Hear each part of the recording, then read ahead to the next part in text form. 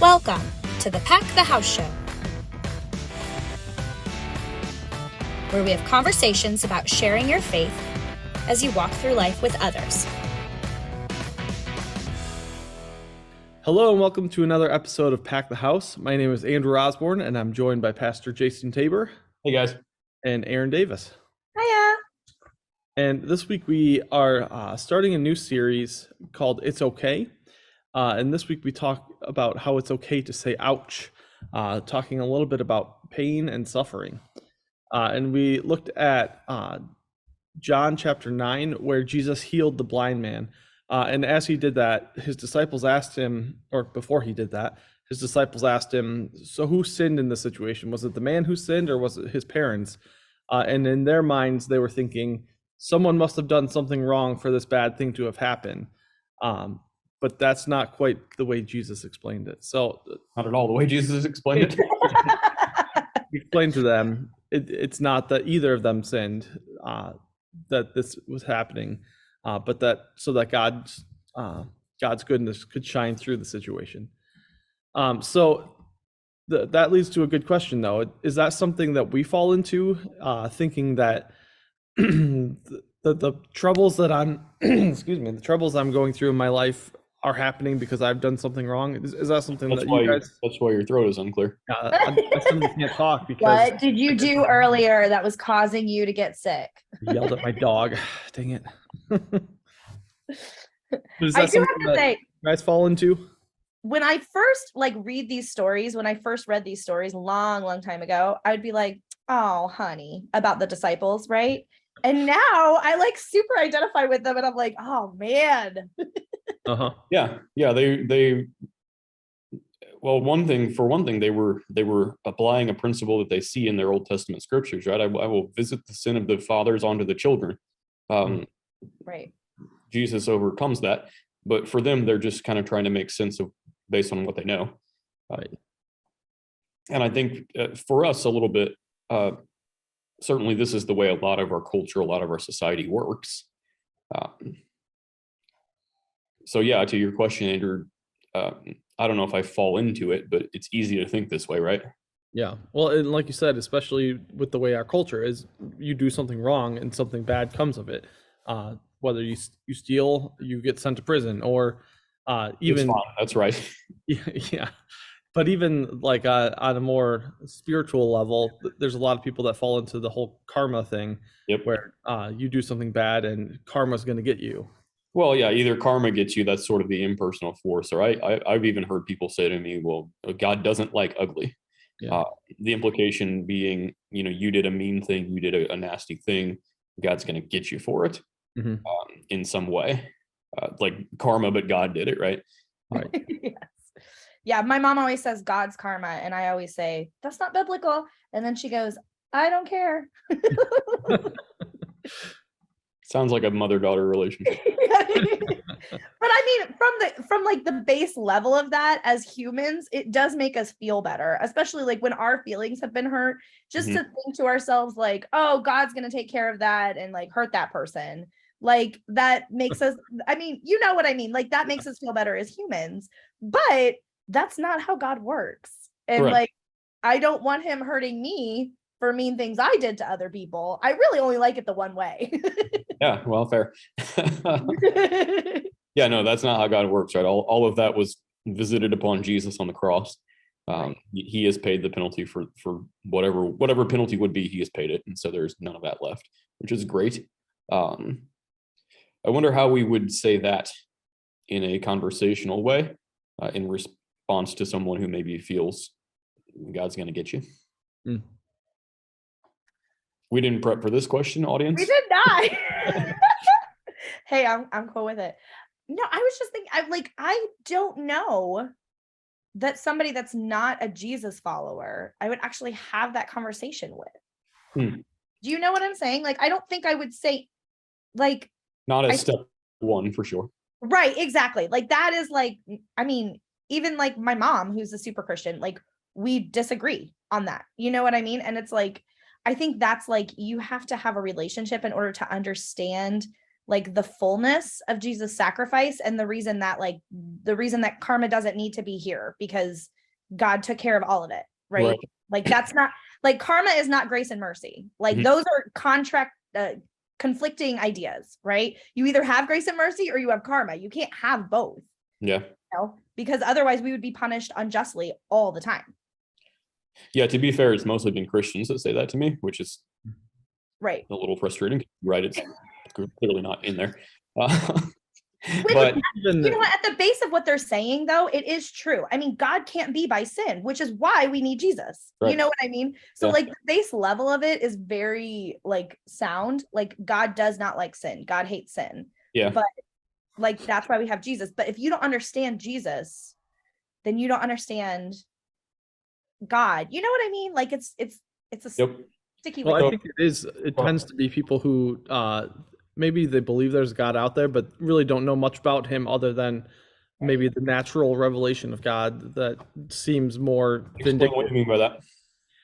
A God that you can see through nature, I guess. So like you look up at the stars and you believe there's got to be something that made those stars, or that kind of God, but they don't know in the God of the Bible and that he became in human form. Yeah, you're on the right track here. So I think as I'm talking to that person, and they say something like, well, God's going to strike me down with a lightning bolt because of the bad thing I did, I would maybe find a gentle way to say to them something like, well, that's not the way, or that's not the God that's described in the Bible, the God that I believe in. Right. I believe in a God who loves us and wants good for us, not a vindictive, evil God. So this is where I get the benefit of having waited to last to answer the question, because I get to just tweak that answer, which was really good. I was thinking the same sort of thing of some response that says, because I like your point, Aaron, that really when a person says this idea, what they kind of mean, and Andrew, you hit this a little bit too, what they mean is something along the lines of, I want somebody to vindicate me or to take care of something that I can't. Yes. And so I like, Andrew, your response to say, yeah, it is taken care of, but God as we see him is loving, not vindictive or mean. God as he shows himself to be is loving. And maybe that's enough in that conversation, because again, all we're looking for in those early stages is just to show a little bit of something different, a little bit of something attractive or interesting. We don't have to do the whole theology of sin and suffering, which is good because that's hard. It's a lot. So maybe a quick answer like that, right? Just say, well, you know, we really see God to be loving to both, even the person who's done wrong, right? Yeah, especially to the person who's done wrong. Well, especially, yeah. Yeah. Cool. Well, thanks for indulging me on that surprise pop quiz question. I like it. Yeah, it just came to my head. I wasn't trying to put you on the spot. Well, so as we're talking about like pain and suffering with our friends and neighbors, though, Can I make one more comment though about this John 9 text before we leave from it? Because the answer Jesus gives is kind of a puzzling one, right? This man was born blind that God's power would be revealed in it. That's weighty. And it has been misinterpreted quite a few times. It could be missing. It probably has. It definitely is subject to misinterpretation. Right. The question being, what's he mean here? So just want to make a couple of points, and it's going to come down to, you don't have to defend this. What does it mean, or how does this work? Point number one would be, not all suffering is an opportunity or is a time in which God is going to reveal something powerful. Well, point number one probably should have been, did God do this so that he could reveal the power? Answer is no. This man was born blind because the world is broken, right? Right. And all of us experience trouble, experience hardship or pain because we live in a world that is broken by sin. Now, actions have consequences, right? Sometimes I do a dumb thing and something happens. That is not to say God did it to me. And the same with this kind of stuff. Was the man born blind because God did it? No, because he lives in a broken world. That being true, God at times in this moment and others works in it and works through it to heal a blind man. So because the man is blind, God will work in that to make him not blind, not the other way around. The other thing that's true, though, is he does, and we know this, he doesn't always reveal, at least in specific instances, he doesn't always work in that way, right? Certainly we know God's power is there. He has overcome sin in the general sense, but in specific instances, he may or he may not. Can I say one thing about this? You may. Okay, so I have a friend that is physically handicapped, so she's in a wheelchair, right? And she is a Christian, but she says all the time, like if she goes to a different church that's not her church, right? She gets people coming up to her being like, "Oh, we'll pray for you," right? And she is always taken aback because I mean, she was not able to walk from the time she was born, right? So she's been in this wheelchair. This is her life. This is who she is. Like it's almost part of her identity, right? And so she's like, I've got lots of other things that are happening in my life besides the fact that I can't walk. And so the fact that people just automatically assume like, I'm going to pray for you to walk, right? Is like a little bit almost like you're not seeing me as a person. Yeah. Right. And it's hard for her. And I get it. Like, I totally get it. But I just don't know if a whole lot of people know that especially if you don't have a friend that has some kind of like mental handicap or physical handicap, whatever it is, like, sometimes we're not praying for God to like make that person different, right? We're just praying for them Unless they want that. Right, exactly. And pray for what they want to be prayed for is an okay strategy. Exactly. So like people born deaf and born blind, it doesn't mean like they're like horrible in their lives. Like they wish they could see or they wish they could hear. A lot of times they don't wish they could see or hear. Like they like the life they're in. Do you know what I'm saying? Don't spend a lot of time thinking about it. Yeah. Exactly. Like this is who they've always been. They don't know any different. So even though we are living in a broken world, I just think like, being able to see past some stuff would increase those relationships, I think. Sure. Yeah. Sorry. Small Great. soapbox. I was texting through part of that. I apologize. So I He was like, Aaron's talking. I got time to text. Don't worry about it. Well, I am not talking. Really, it was there's a person here to see me. Anyway, can continue on. So, as we're talking about this, then, how do we talk about the pain in our lives with the people around us in a way that might be appealing to them? Yeah. And when I suggested this question, I said in a way that is helpful and not hurtful. Right. And so I want to express a little bit of what would be meant by not hurtful or what might be hurtful. Because and I want to say this, I said this earlier, so I'll own it on recording. Lots of us have an instinct. This is a part of our lives where we have an instinct to say something encouraging and to have faith conversation, to say something, rooted in our faith in moments like this when someone is hurting. But there are some things that maybe we say sometimes that are less helpful. This happened for a reason, or God needed another angel. Someone has died, and we say, well, God needed another angel. And again, the motivation behind that is nice. This person that you love now is an angel. Mm-hmm. Also not biblical. Not quite. Well, no, just not. Not at all. When I hear that, I always think, well, how come you had to take that? Well, just make one then. Right. If you needed another one, just make one. You don't have to take somebody that I love. So there's aspects where some of that stuff can be painful. Mm-hmm. So that's what I mean when I say, helpful, not hurtful. That some of the things that, if it might go on the inside of a Hallmark card, be careful with it. And even if it's biblical, it could still be hurtful. Like God works everything towards good. That is biblical and true, but also not helpful. Right. At least maybe not in the moment. Not Right. everything is helpful. Yeah. Right. And we were talking about before the podcast too. Like a lot of times I say things to like myself but then it comes out because I'm one of those people that doesn't have an inside voice, right? Like all of my voices are outside voices. So I will say things to myself like, oh, God's going to get me through this. He works everything towards his good. Like I'm giving myself a pep talk.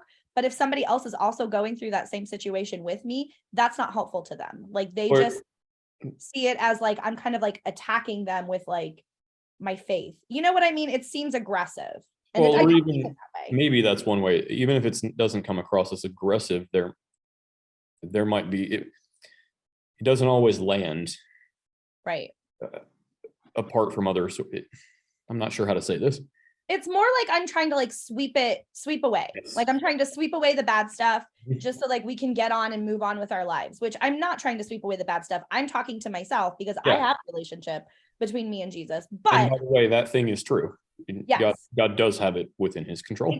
exactly. And he does work everything towards his good. So Mhm. like But they that may is hear love. you. They may hear you say that and just feel like you're saying it doesn't matter. The pain Exactly. they're feeling doesn't matter to you. Because they don't have the framework or the relationship that you or I have. And so that's just to put a fine point on this, that's the thing to be careful of, is to recognize that things that are helpful and comforting for us, Mhm. almost as shorthand, right? God's got this, those kind of shorthand things Yeah. that are helpful and comforting for us, to a person who doesn't have that framework or that relationship, they can be heard in other ways. Yeah. And it also creates animosity, which you never want to create. Yeah, sometimes it does. Yeah. Some people just ignore it Yeah. because, again, they say, well, this person sweeps it under the rug, whatever. That person crazy. But let's talk a little bit about how we might rephrase that or reframe that, or say a little bit more that would make it into a more helpful comment.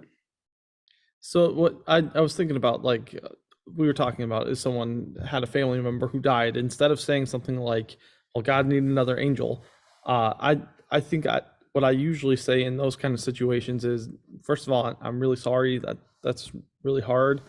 That can be enough. Sometimes we can stop Yeah. there. That's great. Yeah. And I think the main thing I usually end up saying is, I'll be praying for peace for your family, because I know this is a hard time and God can give you peace through this. Yep. Let's pause and dissect that response a little bit, because that's a very good one. Number one, acknowledge the pain, right? That's something we can do freely. We don't. So saying things like it happened for a reason, or this or that, sometimes is an attempt to sort of tidy it up a little bit, make it You a just little. want to jump. You want to jump to the hope. Yeah, Like, exactly. You just want to jump to like the good part. Well, yeah, sure. Ignore this pain you're feeling and just think about good things. Just think about what's going to be good after you're Yeah, done feeling. make the pain a little less painful by Right. things. And it's okay, because we can do this as Christians, right? Because we have hope of a new kingdom that comes, of a God that's in control, of a God who has overcome this and who's bringing something new. Because we have this incredible hope, even in the midst of pain and suffering, it means Right. we, almost more than anyone else, can confront pain head on, confront suffering head on, and call it what it is. Mhm. Simply say, this is really hard. It's not fun. Well, you wouldn't say that, but it isn't. This is really hard. I don't like this. I'm really sorry you're going through this. This sucks. This is not how it's supposed to be. Like Yeah. all of those things are Mhm. fine. Yeah, exactly. And sometimes that's enough. We all know this from our personal experience. A lot of times, if I'm struggling, I don't kind of want to be talked out of it. Just sit in it with me, and that's fine.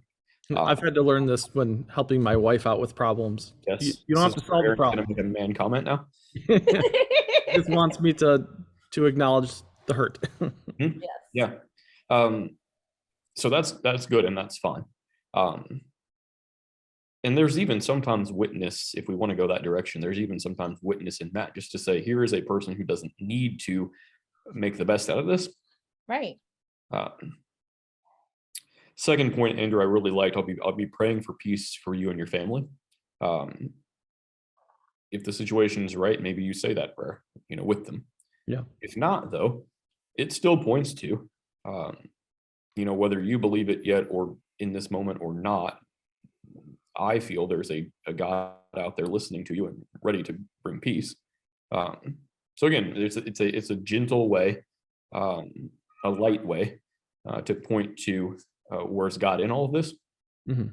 And a lot of times, like I said before, like I say those things because I don't want to live in that darkness. Yep. Right. But like you were saying, it is so much a better witness to live in that darkness with them than it is for me to just go ahead and jump to the hope that I have.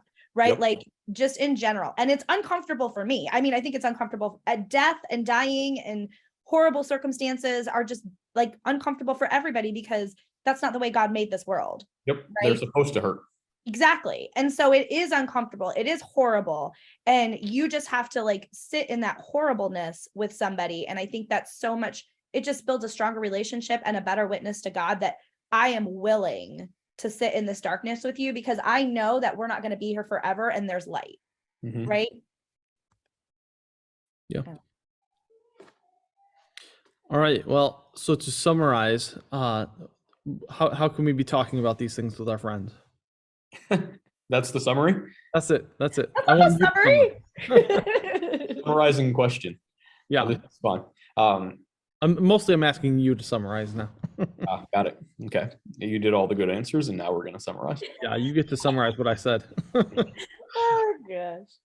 Yeah. So I will do that because a lot of what you put in there was good. Point number one, it's okay to enter into the pain.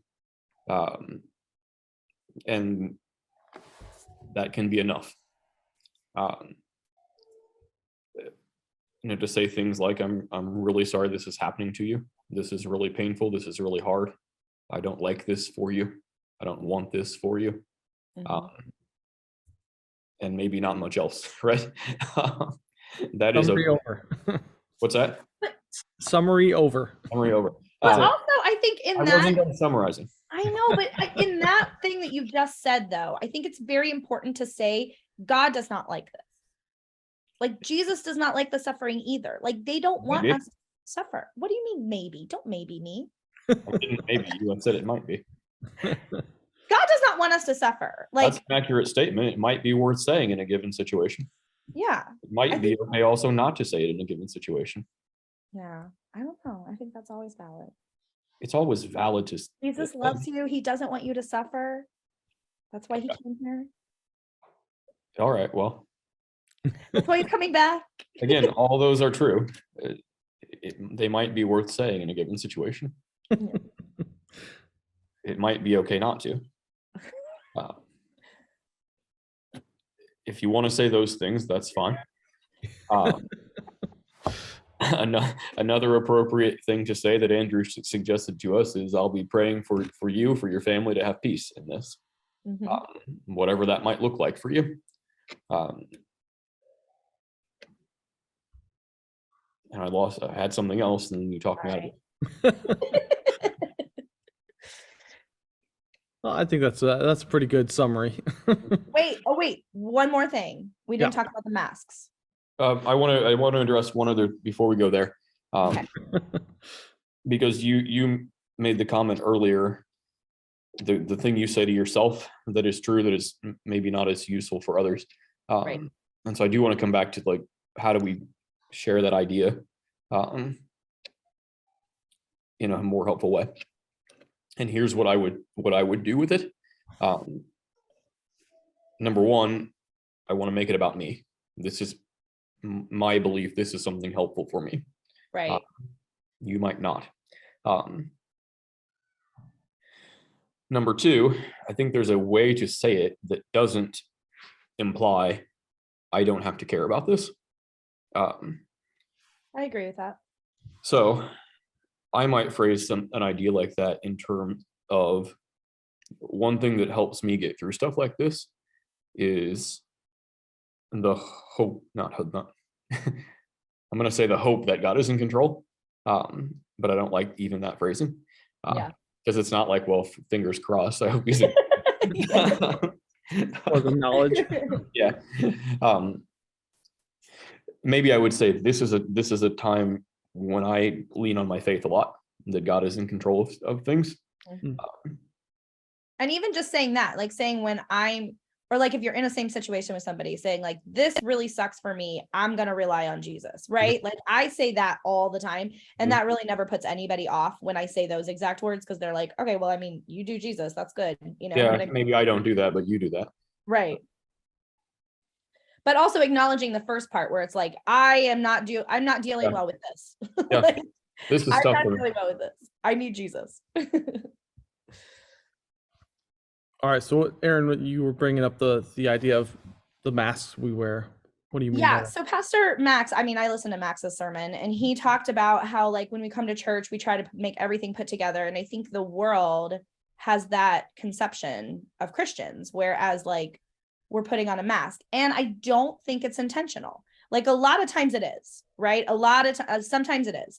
But I think a lot of times for Christians that are like, you know, really trying to be more real, you Mhm. know, I think they put on a mask thinking that it's a better witness. Like, as in like, my life is going well because I have Jesus, right? Whereas if you actually took off the mask and like let people sit in this uncomfortableness with you, Mhm. like that's almost a better witness, because it's how do you get out of the uncomfortableness? As How a practical example, it's a little bit of how are you doing today? Oh, I'm great. I'm good. yeah, I'm fine. And actually, you're not any of those things, right? great. And sometimes, yeah, we have the idea that we want to be that, or we should be that because we have this faith in Jesus. But it just doesn't work that way. And it's okay to say, yeah, I do trust in Jesus. And yet I'm working through something hard right now, Mhm. whatever that might be. And it reminds me of the Just Keep Swimming, you know, from Finding Nemo. The Dory song. Yeah, like I think that like not just Christians, I think everybody does the I'm fine, right? Like I'm good. And it's like, just keep swimming, just keep swimming. Like we'll get to the other side eventually. It's fine. It's fine. But I think if we just acknowledge that we weren't fine, Yeah. then it would be so much healthier just as a like a community itself, you know? It is healthier. And let's say this because Aaron, you made a really good point there. The motivation behind this sometimes is I want to paint faith. I want to paint a Jesus relationship in a positive light. I want to show what it can do for me. Mm-hmm. It's a stronger witness to actually say, yeah, I'm struggling through something hard, and I have this relationship with Jesus, and I have this trust in Jesus. Because Right. so if you kind of show both sides of the coin, so to speak, it allows your friend or your neighbor, whoever you're talking to see how faith actually works in your life. Mhm. Exactly. It allows them to see how it might work in their life, right? Mhm. I am working through something really hard right now, and here's the way my faith is part of that. Mhm. So don't be afraid. Again, the motivation is good. We want to show a positive thing. Don't be afraid to show both sides, to open up about the struggle and how your faith is playing a role in that. Yeah. And I think as pretending Christians, oh, go ahead. pretending like you have no problems is not going to be the witness you think it is. Yeah, well said. Yes. Yes. And I think problems. as Christians, we all know that when we're in hard times, it does strengthen our relationship with Jesus, like just automatically. And I think like using that as an example with other people is a good, like, you know, work. And it's like, if you let them see how your relationship gets stronger Exactly. as you work through this stuff. But it will even increase your relationship with another person. You know that if you're just a superficial relationship, if they go into something really hard with you, I mean, you just went up like 10 level points with your friendship. You know what I mean? So I think just if we know that it increases our relationship with Jesus, we should also be willing to do that with other people. It's the cross theology. So it's the both and, right? Of the conversation is the both and conversation. Yeah. Exactly. This has had a really hard season in my marriage or at work or whatever it is. You know, I always try to rely on Jesus in that, and I find some comfort there, but it's still hard. Life is hard. I would say it exactly that way, by the way. I try to. Well, so maybe that's a good challenge for this week is try to think of a way that you can share one of your struggles while also sharing how your faith is helping you with that struggle. I like it. I like that. That's Yeah. really good. Awesome. All right. Practical applications. That's right. That's what we're here for. This is your homework. Yeah. We'll be checking grades next week. Well, next week. All right. Well, Pastor, you Hurt want me. to close us out in prayer? Yes. Father, thank you for the promise that you make to us in the midst of a world that brings to us struggle and pain and hardship. The promise that says you're there in it, that you have overcome it, sometimes in specific ways, specific instances, but even if not, that all of it has been overcome on the cross, and that something more is coming. Lord, help us to not only have that perspective in our own struggles, but also to see it in others as well. Give us the courage a little bit, but also the words to share that whole story, to be able to do that thing that we can, which is confront pain and struggle honestly and openly, head on, but also to relate where you are at work in it and how that relationship that we have makes an impact, that others might have that same hope in their struggle as well. In Jesus' name we pray. Amen. Amen. Amen. All right. Well, thanks for joining us and have a great week. Bye, guys. See you later. Thanks for joining us for the Pack the House Show.